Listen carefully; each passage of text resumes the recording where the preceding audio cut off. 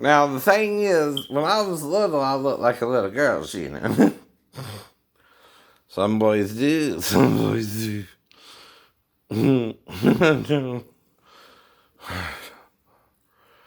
You didn't think I was a girl, though, did you, just with little boobs?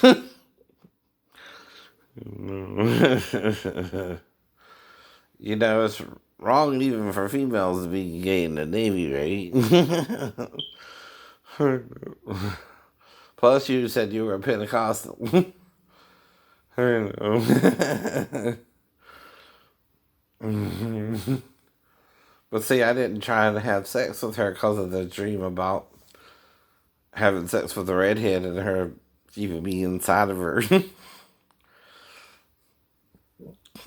So I was kind of apprehensive about her, but not you. Not you. And there are no females on the Saipan, right? There are no females on the Saipan, right? Is that what this is all about? You thought I was a girl on the Saipan. Now, we do once in a while get female officers studying to be in either high school or college, studying into becoming part of the Navy, especially the officers program, right? That's it. That's it. The rest of the crew is all male. Hmm. I know, I know. But I also sound like a man. I'm kind of androgynous in my nature. But I never presented myself as a female to you. I thought you knew I was a male. So I'm trying to figure out what the hell went wrong. And don't know what you think I lied about. Well, you lied too. You lied too. Because if you thought I was a female, you were trying to have sex with me as a female. So you gotta admit, you're a Christian that's gay and in the Navy. So I'm trying to help you. I don't understand what happened there. I guess you don't either. I thought you were a woman, son of me.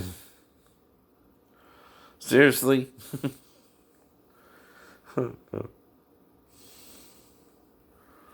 You think the Navy was that progressive in 93, that they would put females on an aircraft carrier?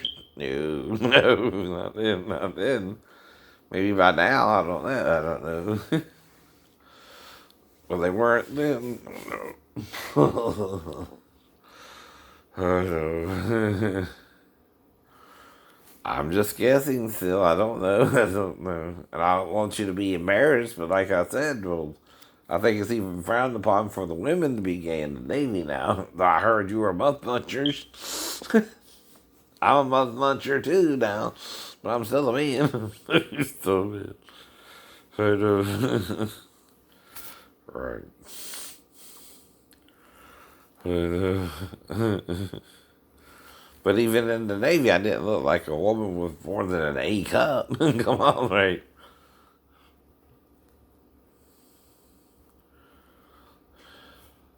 Did you both think I was a man, female, and not a male? Yeah. Okay. I was shaving then. I never. And you not only treated me, I thought you knew I was a male.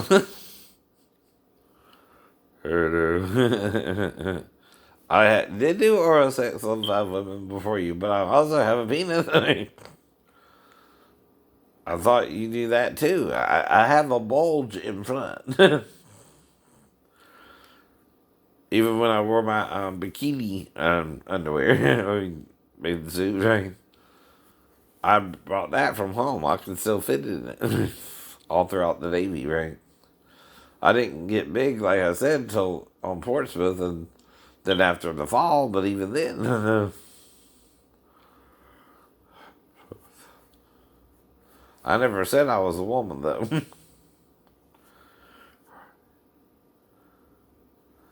And if you thought that, you're very wrong. You're very wrong. And all I can do again is apologize for your misinterpretation of what sex I was. But see, that's why women are kind of afraid to date me. They can't tell if I'm a man or a woman. Right, Miley? No, I got the same problem. No. No, they can tell me, they can't. Mm.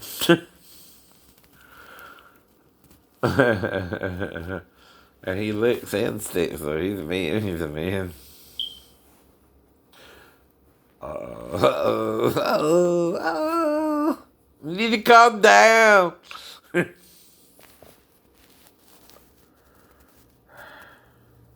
Well, see, I'm talking a neutral voice, not gay male or gay female. Come on, right?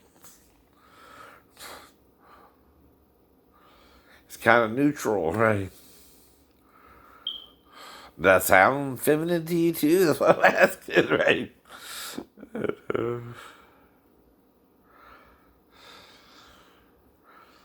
Nah, like I said, I can impersonate both male and female voices, right? Growing up, right?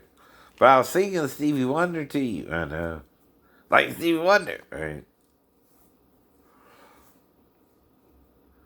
Or did you just think I just had an unusual vocal range for a female, right? Oh my god. I know. Cold at a bargain, the best I ever had. The best I ever had. Oh, I can do all kind of stuff with my voice. Even sound like Mr. Red. Since I was a little kid, I learned to do it. Like I said, right? So I apologize. That's all I can do. Like I keep telling you, I don't know what your problem was. It's like you're afraid to talk to me. Because I know I thought you were a woman, I'm gay and in the Navy and I would get in more trouble. Probably.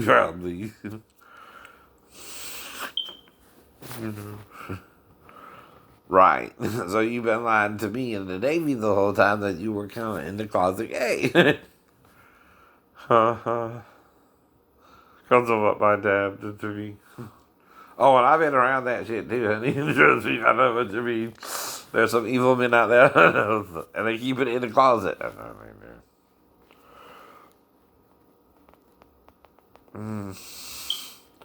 But I never misrepresented myself as a woman to anyone after you either. They all knew I was a man, right? Well, I'm gay in that I'm a little lesbian like for a male. Because males don't normally go down except for one nation, the French. The French. And I'm what, baby? French. I know some of us might look to you, baby, but well, man, with a penis instead of a vagina. But all I could do is keep telling you I did not know that's what you were looking for. I knew. I thought I was, right? I never had anyone doubt I was a male. Yes. This interview, but I think what is sticking with people this morning is this allegation that someone in the royal family actually said they were concerned about how dark Archie, the little boy, the little baby, how dark his skin might be. How is that going over in the UK, and how might the palace respond? Well, these allegations of racism in the royal family have been out there now for the past several years, ever since Meghan joined the royal family. Remember the headlines when she first was revealed as Harry's girlfriend. There were some horrible tabloid headlines surrounding the idea of race and where she had come from. In addition to that, you can say, And first of all, I should say, he looks almost too white. I know he does, right? You can kind of get a Is he a gauge stunt baby? I know, right? To the royal family by looking at Harry's response. She forgave her. Everyone in the institution knew what. So why didn't somebody just say that? I think so much of what I have seen play out is this idea of polarity, where if you love me, you don't have to hate her. And if you love her, you don't need to hate me. Another thing they say the press got wrong, that Meghan alone was behind the couple leaving the royal family. Can you imagine how little sense that makes? I left my career, my life. I left everything because I love him. Okay, but here's the question. Do you think you would have left or ever stepped back were it not for Meghan? No, the answer to your question is no.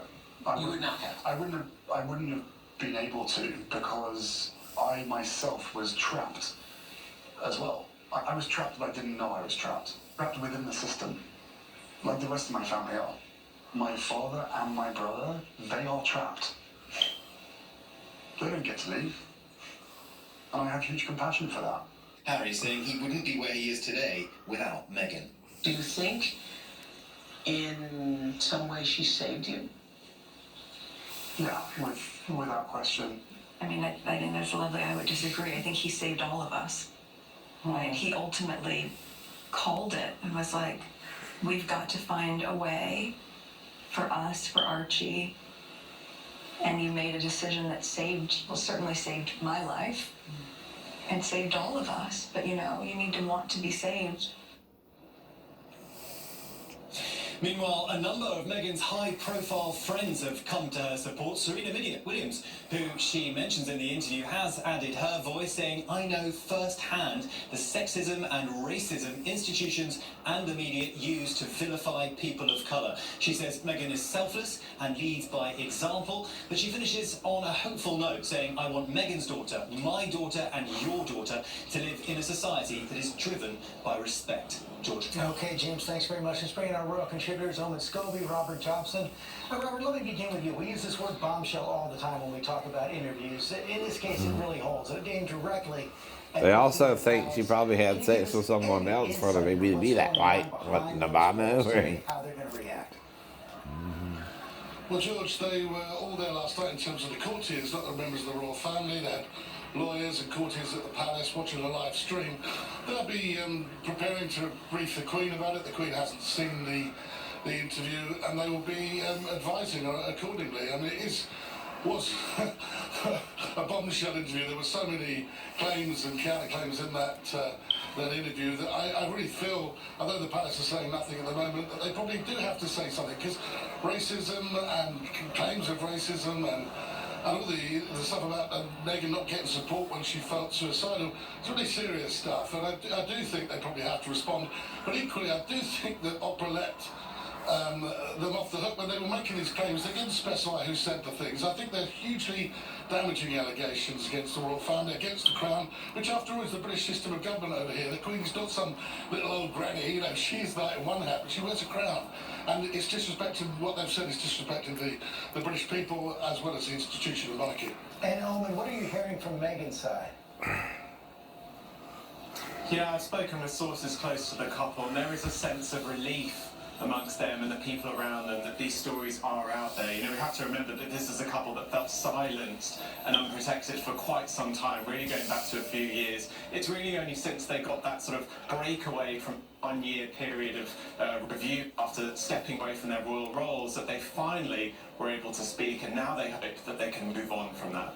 And Robert, you mentioned the Queen is likely to be briefed today. At some point she may see parts of this interview. The couple did make a point of kind of exempting the Queen from the criticism, perhaps a calculated move right there. But what do you expect the Queen's reaction will be to this? And as we talked about the reaction from Buckingham Palace, will the Queen have to say something herself? No, the Queen won't say anything herself. The reality is they talk about respect, but it's words are cheap. This is not a respectful interview at all. I think that I really don't see what he's achieved, apart from worldwide fame, more fame for Meghan. If they wanted to go to America, they were given that opportunity to do so. They can set up and do what they want to do. Nobody's arguing against that. But was that absolutely necessary to absolutely trash the British royal family and our system of democracy over here? In America, the flag is sacrosanct. To me, this is a bit like burning the flag. It's like insulting the presidency. And I don't think it was necessary. It's full of bitterness. And I think the best thing the Queen will do is probably ride above it, because it's really a tit for tat, doesn't achieve anything. An attack directly on the palace, as Robert is just saying right there, but also the family relationships here just so apparently so broken by all that is going on. We heard Harry say that he hopes that time heals all things. Is there any way back? Yeah, there have certainly been moments over the past year that have brought them closer together. You know, we have to remember that Charles very publicly went through his own coronavirus battle, and that was a time when Harry and his father were in communication with each other. And of course, with Prince Philip in hospital, there are also brief moments of conversation between him and family. So, whilst it is not the way that it was before, there are small steps being made forward, and I would imagine that now that this is all out there, Harry and Meghan are very keen to move even further. Okay, thank you both very much. In our next hour, we're going to take a look at how this interview. Well, like I said, right. Okay, George, we're coming up next. I've seen some of it. I got it recorded, but I'm And watching her it new all. husband, where they say their fortune is going. Coming back.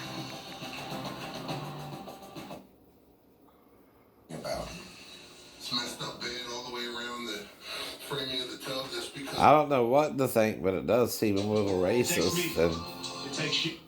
I know. I've heard of all kind of weird stuff, and the baby looks white, not mixed, right? I know a mulatto child when I see one. Morgan has more lawyers. Because I had one. I had one. At least. I said, well, what about the rest of the league? She goes, oh, that's busy now as well. Okay, I didn't want to push because I kind of knew what was going on. And then later that night. But doesn't the Queen get to do, doesn't the Queen get to do what the Queen wants to do?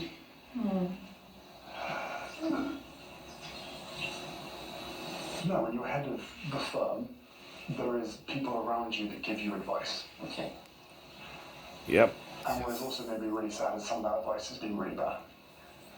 Yeah, that was tough. You know, it's the type of thing when someone says, I'm busy. And oh, by the way, I'm busy all week. That's a big sign. Well, but when it's your mother, that's... Yeah, when it's your grandmother, that's tough. Coming up next, we're going to talk about all of this with Oprah herself. She's standing by to join us. She's at home. Thank you for getting up early, Oprah. She's going to join us exclusively right after the break on CBS this morning. Mm-hmm. But I'm not a woman. I never represented myself as a woman. And I'm in the Navy. I'm on the Saipan as a ship. I'm not from Saipan. That is an island near Japan, right? Did you think I was Japanese and that's what you were messing with me about too? Did you lie about that too? It's just a question. I'm not mad, right? We all make mistakes, so okay. Mm-hmm.